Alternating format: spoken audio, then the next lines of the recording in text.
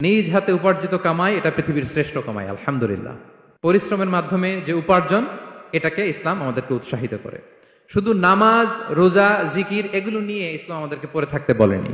Quranic order হচ্ছে আপনার নামাজ শেষ, আপনি বেরিয়ে পড়বেন, কাজে বেরিয়ে যাবেন। ফাইদা কুদিয়াতিস সালাতু ফান্তাশিরু ফিল আরদি ওয়াবতাগু মিন ফাদলিল্লাহ। বিধানটা কার বলুন? আওয়াজ করে বলুন, বিধানটা কার? এটা কোরআনিক ভার্ডিক্ট, কোরআনের বিধান। নামাজ শেষ, গোল হয়ে বসে জিকির করতে বলা নাই আল্লাহ। আল্লাহ বলেছে ফান্তাশিরু ফিল আরদ ওয়াবতাগু মিন ফাদলিল্লাহ, জমিনে ছড়িয়ে পড়ো, আল্লাহ রিজিক তালাশ করো। নামাজ শেষ বেরিয়ে যাবেন, কৃষক চলে যাবে মাঠে,